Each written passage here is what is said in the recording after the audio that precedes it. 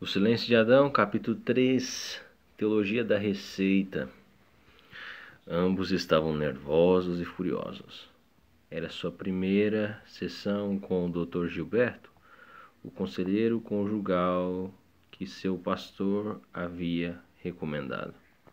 Quase chegando ao fim do seu primeiro ano de casados, ela tinha começado a falar em procurar ajuda. Ele nunca gostara da ideia. Achava que eles conseguiriam resolver as coisas sozinhos. Se ela não tivesse ameaçado deixá-lo, ele não estaria sentado no consultório do Dr. Gilberto agora, 2 semanas antes de completarem 2 anos de casados. Ele estava com 29 anos. Ela era 1 ano mais moça.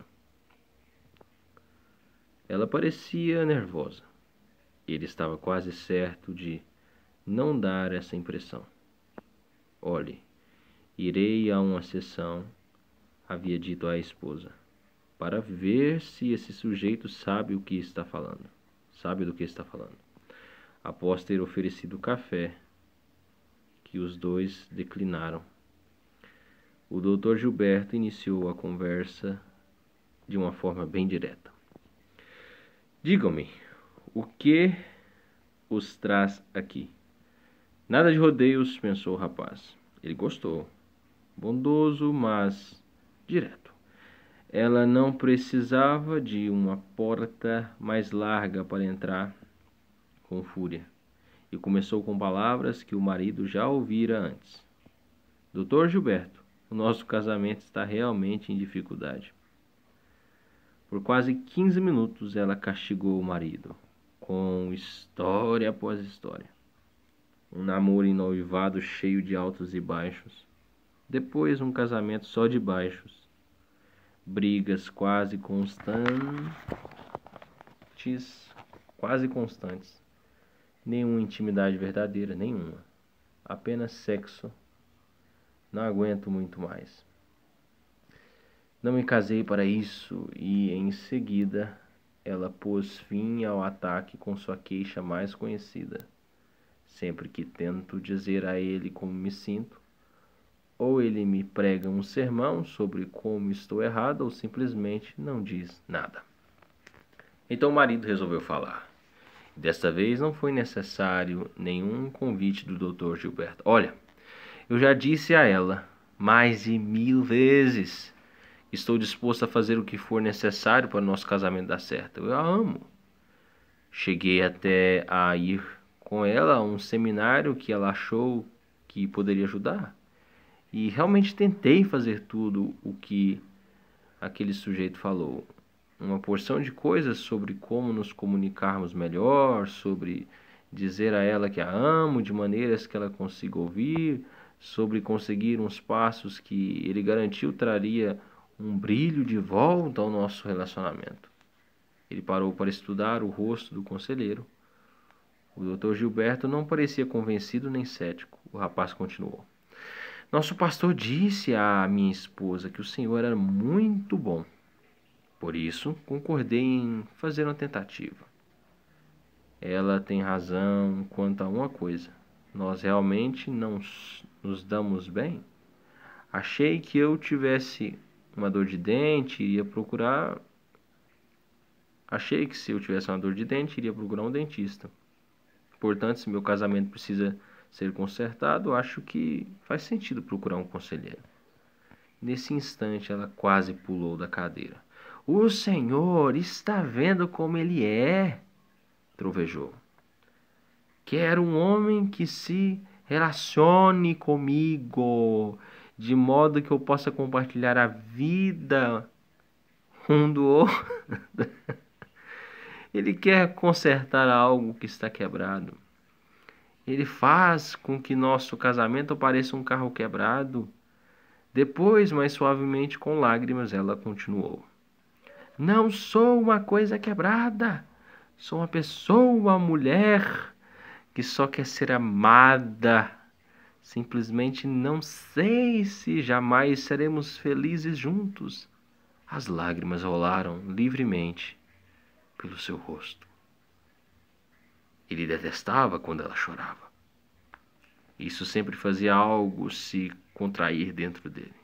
Ele se sentia impotente, também zangado e medroso, mas mais impotente do que qualquer outra coisa. Ela continuou chorando. Ele permaneceu sentado, imóvel. O Dr. Gilberto quebrou o silêncio. Diga-me, o que está passando por sua cabeça neste instante? A pergunta foi dirigida ao marido. Ele pôde apenas dar de ombros e dizer: simplesmente não sei o que fazer. Quando eu era menino, muitas vezes ficava deitado de costas sobre a grama morna do verão, pouco antes de ir para a cama, e fitava o céu estrelado. Lembro-me de me sentir pequeno e de gostar daquela sensação. Acho que era porque eu sabia que havia algo grande no qual eu me encaixava. Algo muito maior do que eu. Eu não sabia o que aquele algo era, mas sabia que estava relacionado com a grande história que Deus estava contando. Eu queria conhecer aquela história e queria fazer parte dela. Descobri desde então que contemplar o céu é uma experiência muito diferente de estudar na biblioteca, escrever uma dissertação de doutorado ou ser aconselhado num consultório profissional. Fitar as estrelas permite-me ponderar o quadro maior. As outras atividades tendem a absorver-me em detalhes menores.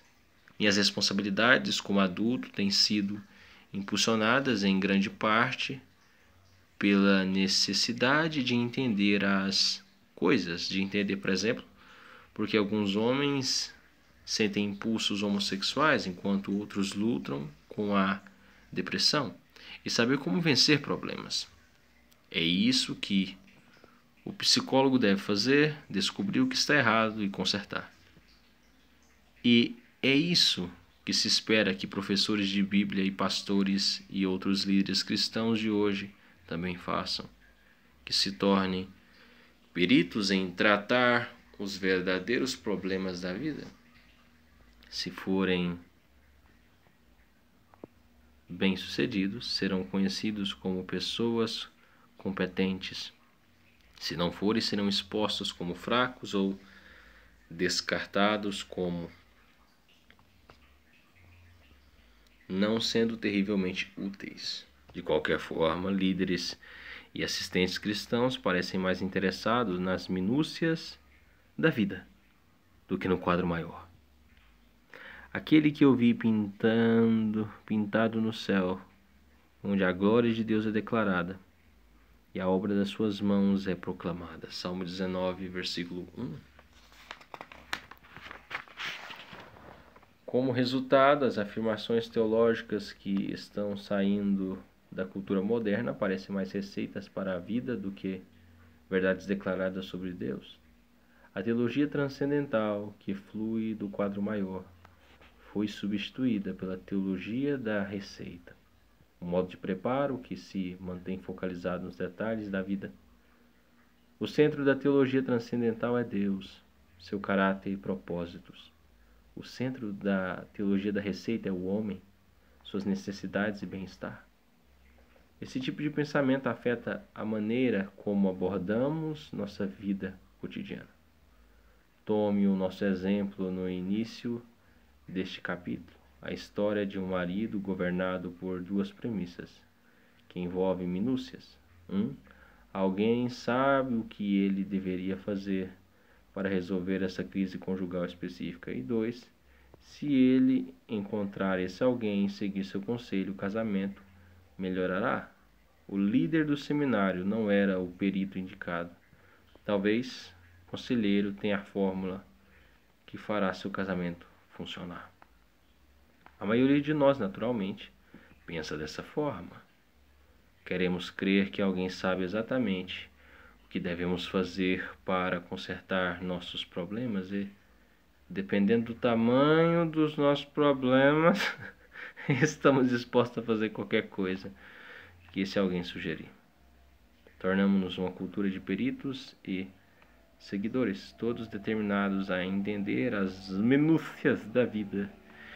Ouçam alguns exemplos do modo de pensar segundo uma fórmula. Você quer saber como recuperar-se dos danos que sofreu na infância? Eis aqui os ingredientes que Deus fornece. Combine-os de acordo com o plano dele e obterá uma deliciosa refeição de valorização pessoal. Talvez você precise tomar uma decisão quanto ao seu emprego ou enfrentar melhor a tensão do emprego que tem agora. Eis alguns princípios bíblicos para guiá-lo. Aplique-os em sua vida e logo você sentirá confiança para seguir em frente e gozo de saber que está no centro da vontade de Deus. Você está zangado? Não consegue intimidade com seu cônjuge ou solucionar as tensões com um amigo? Eis aqui a prescrição de Deus para livrar-se da ira, solucionar a tensão e construir intimidade. E lembre-se, o remédio deles sempre funciona. Esta abordagem minuciosa da vida afeta como o homem, piedoso ou ímpio, vê a si mesmo. É quando o homem sente-se forçado pelas circunstâncias e a erguer as mãos e admitir, não tem a mínima ideia do que fazer. Que ele se sente menos como homem, então não faz nada. Maridos e namorados, indecisos, covardes, agradáveis, vítimas, choramingas. Esses são homens visivelmente fracos. Eles passam a vida imóveis, como uma bandeira desenfunada, no mastro num dia calmo. Esses homens não se movem, exceto para fazer coisas tão másculas quanto berrar com mulheres e homens mais fracos, beber demais ou masturbar-se, enquanto pensam em suas fantasias favoritas. Uma cultura que espera que homens saibam o que fazer. É difícil enfrentar um problema que não tem uma fórmula para sua solução. Os homens frequentemente contam que se sentem mais como homens quando podem dizer: posso não saber o que fazer a respeito disto, mas sei o que fazer a respeito daquilo. Sei que posso fazer, estou fazendo e está funcionando. Esses homens podem ser empresários bem-sucedidos, mas pais distantes. Por viver dentro dos limites de sua competência, eles, em geral, não têm consciência de qualquer luta com seu senso de masculinidade. Eles enfrentam apenas aqueles problemas que estão bem perto, bem certos de conseguir resolver. Os homens que se sentem como homens não são necessariamente viris. Homens que se sentem como homens devido à sua competência raramente notam que aquelas áreas que eles chamam disto, coisas que não têm certeza como enfrentar, envolvem seus relacionamentos mais significativos e as áreas que chamam daquilo coisas que eles enfrentam bem estão mais ligadas a tarefas não relacionais que executam confortavelmente. Homens que, para seu senso de bem-estar, dependem de enfrentar tarefas que podem realizar, não são geralmente eficientes em seus relacionamentos íntimos. Frequentemente, eles se negam a permitir que suas esposas expressem o quanto se sentem solitárias, magoadas e mal compreendidas. Frequentemente, eles se negam a permitir que suas esposas expressem o que se sentem, o quanto se sentem solitárias, magoadas e mal compreendidas. Sejam quais forem as preocupações que cheguem a ouvir, eles a consertarão e as ignorarão. Esses homens levam os filhos a partidas de futebol, mas nunca os levam para longas caminhadas e não revelam suas lutas a ninguém, especialmente não a seus filhos homens. Homens competentes não são bons ouvintes nem compartilham abertamente. Eles podem ter bons momentos com as filhas, muito riso, provocações joviais e promessas zangadas de proteção. Se algum rapaz magoar você, arrebenta com ele. Mas tem poucas conversas com elas. Elas não sabem muito sobre conversas íntimas de mão dupla. Por não terem nenhuma oportunidade de relaxar numa bondade profunda o suficiente para absorver sua malignidade, nenhuma chance de descansar num amor forte e duradouro, esposas e filhas do homem competente têm dificuldade em tirar folga. Elas têm de manter as coisas funcionando. Homens competentes geram mulheres fortes. Sugiro que o homem está no máximo de sua varonilidade quando admite: não sei o que fazer nesta situação, mas sei que é importante eu me envolver e fazer algo. Tentarei visualizar, portanto, o que Deus talvez queira ver acontecer na vida desta pessoa ou nesta circunstância. Seguirei na direção dessa visão com qualquer sabedoria e poder que Deus me fornecer. O homem viril se move mesmo quando não há receitas. Minha briga com a teologia da fórmula não é com os princípios bíblicos que ela enuncia ou com a sua exigência de que os sigamos. É mais com sua tendência de transformar os princípios bíblicos numa fórmula para o sucesso. Deus não escreveu um livro de fórmulas para a vida, com receitas para qualquer prato que você queira preparar. Ele responde às nossas situações individuais, convidando-nos a participar de uma história maior do que as nossas vidas.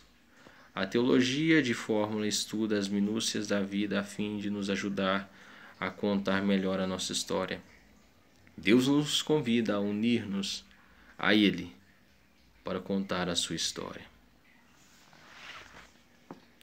Pergunto-me se a paixão central que governa nossa cultura hoje é a paixão para fazer a vida funcionar. Achamos que ela deveria funcionar. Se não a vida em geral, então certamente nossas vidas em qualquer momento. Deveríamos nos sentir bem a nosso próprio respeito, desfrutar amizades, ganhar um salário decente, encontrar um médico que possa nos curar e receber respeito de nossos pares. Os peritos existem para ajudar a fazer a vida funcionar. Deus também.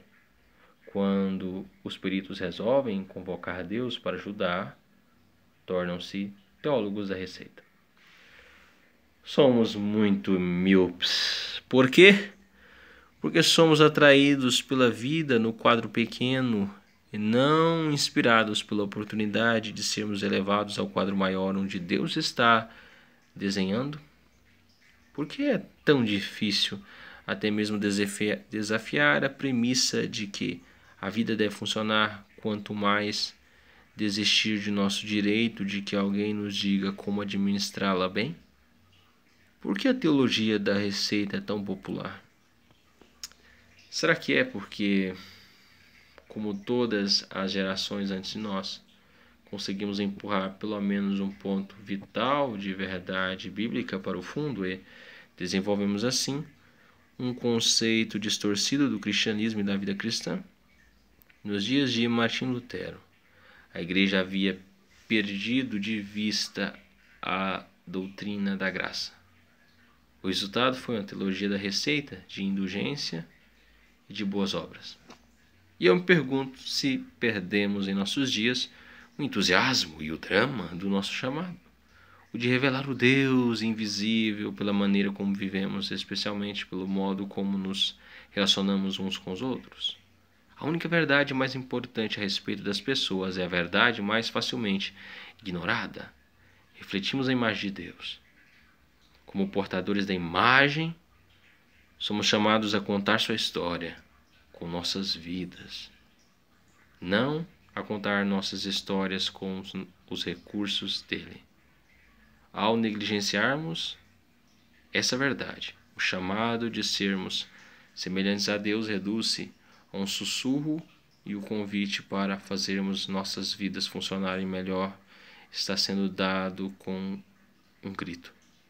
Inclinamo-nos a ser viciados em recuperação. Como posso me sentir melhor?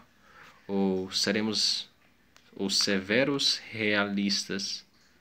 Como posso me destacar?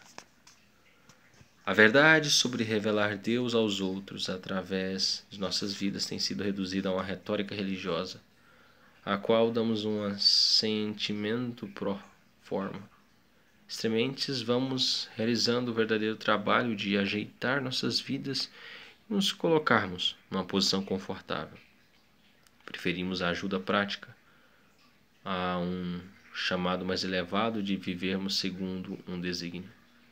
A dificuldade, naturalmente, é esta. Jamais desenvolveremos bem os nossos problemas, nem cumpriremos nossas responsabilidades com motivação espiritual enquanto não honrarmos o chamado de refletirmos a imagem de Deus e decidirmos conhecê-lo bem. Comece com a teologia da receita e você jamais se elevará acima de si mesmo. Comece com a teologia transcendente e você acabará se tornando a pessoa que foi projetado para ser. Permita-me explicar. Hoje os dois maiores tópicos dentro da teologia da receita são solucionar problemas, o chamado para a cura e cumprir responsabilidades, o chamado à obediência. Preocupamo-nos em nos sentir bem ou sentimos-nos pressionados a fazer o que é certo? Nenhuma dessas coisas nos eleva à história maior de Deus ou nos convida a participar dela.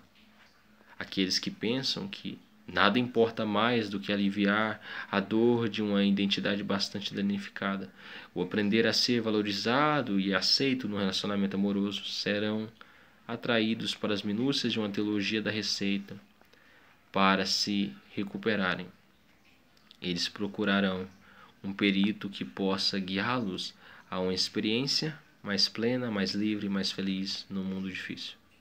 Pode ser que o compromisso para com o dever seja fortemente encorajado, mas quando as coisas ficarem realmente pretas, encontrar a felicidade terá prioridade sobre cumprir promessas.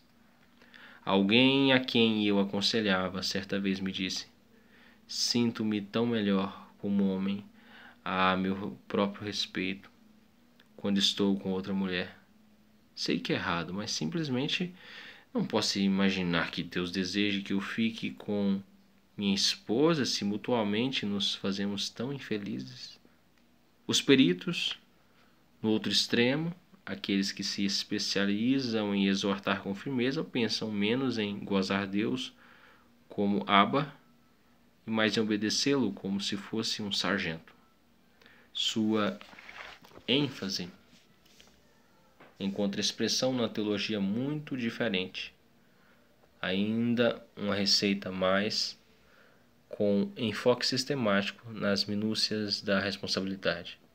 O efeito é a presunção, mais justiça própria do que a alegria e mais pressão do que a liberdade. Um amigo certa vez foi a um conselheiro que logo na primeira sessão lhe deu uma lista de versículos bíblicos impressos em computador e o instruiu a decorar cada um deles. Quando as pessoas tentam administrar suas vidas trabalhando com afinco apenas para produzirem melhor, ou fracassam e passam a viver na defensiva, ou se saem bem e se tornam orgulhosas. Esses dois erros nos deixam numa esfera da vida que achamos poder administrar. Gostamos de pensar que há passos que podemos seguir para a cura ou que nossos deveres para com Deus podem ser delineados à nossa frente, como um caminho bem iluminado que podemos trilhar. Então as coisas parecem claras, sabemos o que fazer. Nunca temos de deixar a esfera da governabilidade. Portanto, nunca aprendemos a dependência e a confiança que crescem somente na escuridão. Mas pense no que aconteceria se encontrássemos coragem para nos mover além das tarefas administráveis da vida e encontrássemos na esfera do ministério, onde não há respostas práticas e a coragem de adentrar o caos é mais importante do que a disciplina para seguir regras ou passos. Suponha que um pai, zangado, concentrado apenas em encontrar cura para o seu mau gênio, pudesse se sentir enlevado com a oportunidade de levar seu filho ao coração de Deus. Talvez ele não soubesse exatamente o que fazer, mas a energia fluindo dele na direção do filho seria diferente. Se pudéssemos afastar a receita do centro do palco, talvez os bons princípios que elas ensinam pudessem novamente ser vistos como maneiras de conhecer e refletir a Deus, em vez de técnicas para promover cura interior ou como requisitos para uma obediência mecânica.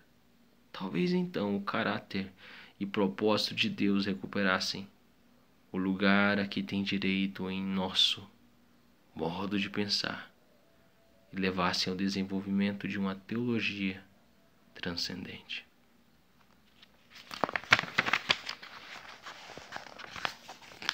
O ponto de partida para compreendermos a masculinidade e sermos transformados em homens espirituais, viris, não é uma fórmula para desenvolvermos a masculinidade, nem uma lista de ingredientes para misturar. Precisamos começar com o chamado singular de Deus para os homens. Como os homens foram projetados para ser semelhantes a Deus em aspectos que as mulheres não foram?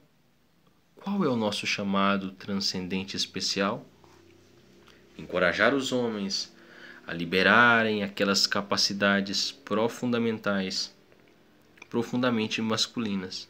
Encorajar os homens a liberar aquelas capacidades profundamente masculinas, que primeiro existiram em Deus e depois foram instiladas nos homens. E ajudá-los a refletirem. Essas características requerem sabedoria de alguém que tem uma sensibilidade para quem Deus é e o que Ele está fazendo. E isso requer um teólogo transcendente. A perícia de um teólogo da receita simplesmente não serve.